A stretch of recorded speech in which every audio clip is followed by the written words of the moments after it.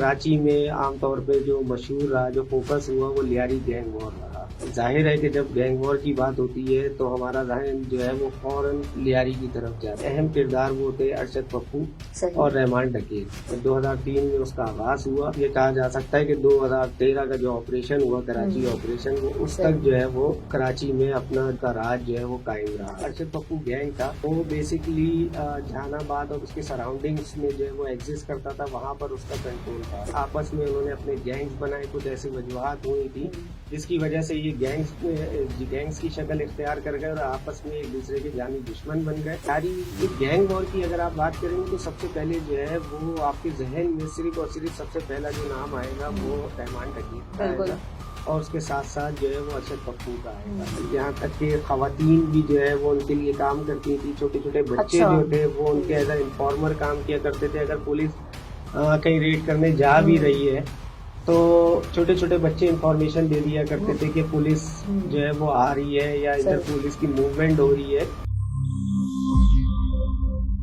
Lyari gang war है क्या चीज? बेसिकली जब हम गैंग वॉर की बात करते हैं तो उसमें सबसे पहले जो है वो समझना जरूरी है कि गैंग वॉर बेसिकली होता क्या है। सही। दो गैंग्स के बीच की आपस की लड़ाई को गैंग वॉर कहा जाता है। और जब जाहिर है कि जब गैंग वॉर की बात होती है तो हमारा जहन जो है वो फौरन लियारी की तरफ जाता है। ठीक हो गया। क्योंकि कराची में आमतौर पे जो मशहूर रहा, जो फोकस हुआ वो लियारी गैंग वॉर रहा। और जब हम लियारी गैंग वॉर की बात करते हैं तो उसमें जो गैंग्स किसके दरमियान जो वॉर थी उसकी बात आती है। वो जो किरदार थे, अहम किरदार वो थे अरशद पप्पू और रहमान डकीर। बेसिकली जो गैंग वॉर था वो अरशद पप्पू गैंग और रहमान डकीर गैंग के वर्सेस था, जो तकरीबन कोई 2003 के जो 2003 में उसका आगाज हुआ।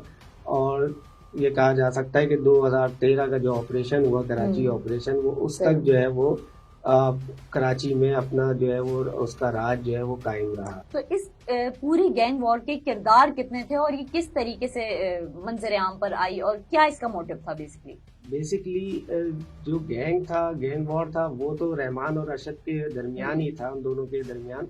लेकिन जाहिर है कि जब आप एक गैंग चलाते हैं, एक गैंग ऑपरेट कर रहे होते हैं, एक ऑर्गेनाइज गैंग की बात हो रही होती है, तो उसमें आपको कुछ किरदार भी चाहिए होते हैं। जो सबसे पहले तो शुरू होता है जमीन से, एरिया से। आपको आपके पास जो है सबसे पहले आप एरियाज को डिवाइड करते हैं। सही।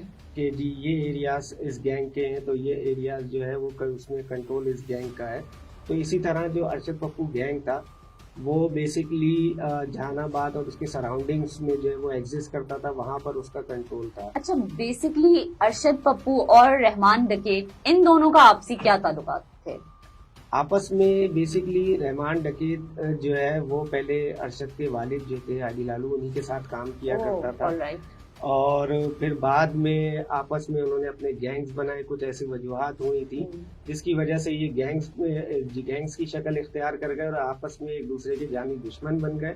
और यहाँ से 2003 से जो गैंग वॉर का आगाज हुआ और वो पूरे लियारी और उसके सराउंडिंग्स को जो है वो कैप्चर कर लिया था। तो इसमें अप्रोक्स कौन सी कम्युनिटी को ये टारगेट करते थे? लाइक लियारी गैंग वॉर में कौन सी कम्युनिटी के लोग ज्यादा शामिल थे? ज्यादातर तो बलोच थे। अच्छा, लियारी क्योंकि बलोच डोमिनेटेड एरिया है, तो वहाँ पर जो गैंग वॉर था वो बलोचों के ही दरमियान था। उसमें ज्यादातर जो थे वो बलोच थे। उसमें ईरानी बलोच भी थे, मकरानी बलोच भी थे। इस तरह की जो मुख्तलिफ उनकी जो कम्युनिटीज के जो बलोच थे वो लोग उसमें शामिल। और ये किन के खिलाफ इन्होंने गैंग आपस बनाया में था? आपस में अच्छा, आपस में मतलब किसी और कम्युनिटी के खिलाफ या किसी और कम्युनिटी के खिलाफ ये गए थे बाद में। अच्छा, बहुत बाद में जाकर हुआ था ये सारा सिलसिला, जिसमें कच्ची कम्युनिटी थी। और फिर ये गैंग वॉर बाद में जाके एथनिक वायलेंस या उसकी तरफ भी चला गया था, जिसमें जो उर्दू स्पीकिंग से ताल्लुक रखने वाले लोग थे, कम्युनिटी थी उर्दू स्पीकिंग कम्युनिटी, उसको भी टारगेट किया जाने लगा था। और वो सब जानते हैं कि वो फिर लियारी से निकलकर एक वक्त आया कि वो कराची की गली गली में, कूचे कूचे में जो है वो फैल चुका था। ठीक है, तो ज्यादातर नाम जो है वो रहमान डकैत का सुनने में आता है। लियारी गैंग वॉर की अगर आप बात करेंगे तो सबसे पहले जो है वो आपके जहन में सिर्फ और सिर्फ सबसे पहला जो नाम आएगा वो रहमान डकैत का आएगा और उसके साथ साथ जो है वो अरशद पप्पू का आएगा। वो अलग बात है कि बाद में जाके मुस्तकबिल में कुछ उसमें अहम और कैरेक्टर्स शामिल होते गए और इन गैंग की कमांड जो है वो किसी दूसरे लोगों के हाथ सही। में आना शुरू हो गई थी और वो बाद में भी गैंग उसी तरह गैंग वॉर बहरहाल उसके बाद भी चलता रहा। इनके जाने के बाद अरशद पप्पू जेल चले गए थे। जेल चले गए थे। 2006 की बात है ये। सही। 2006 में अरशद पप्पू गिरफ्तार हो जाते हैं और जेल चले जाते हैं। और जेल जाने के बाद जो है वो क्योंकि अरशद पप्पू के अच्छा इनमें सबसे पहले तो ये कि इनके पास कमांडर्स होते हैं बेसिकली। आप लियारी क्योंकि बहुत बड़ा एरिया है तो उसमें यकीनन पूरे एरिया को एक बंदा कंट्रोल नहीं कर सकता। तो उसके लिए आपको सबसे ज़्यादा जो ज़रूरत होती है वो होती है मैन पावर की। आपके पास मैन पावर होनी चाहिए, आपके पास उनको लीड करने वाले लड़के होने चाहिए, वो कमांडर्स होने चाहिए जिनको कमांडर्स कहा जाता था। तो सर मेरा ये सवाल है कि इनको कंट्रोल करने के लिए कोई इनके अगेंस्ट मुहिम नहीं चलाई गई कि गैंग्स पे गैंग्स बनती जा रही थी और इनको कंट्रोल करने के लिए कोई नहीं था क्या? पुलिस थी।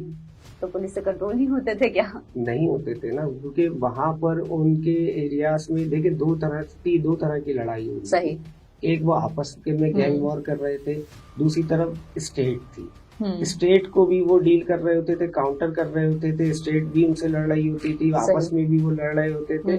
लेकिन चूंकि आपको मैंने बताया ना कि वो एरियाज उन छोटी छोटी नैरो स्ट्रीट्स हैं, कंजेस्टेड एरिया है और वहां पर उन्होंने यहाँ तक के खवातीन भी जो है वो उनके लिए काम करती थी। छोटे छोटे बच्चे जो थे वो उनके एज ए इन्फॉर्मर काम किया करते थे। अगर पुलिस कहीं रेड करने जा भी रही है तो छोटे छोटे बच्चे इंफॉर्मेशन दे दिया करते थे कि पुलिस जो है वो आ रही है या इधर पुलिस की मूवमेंट हो रही है।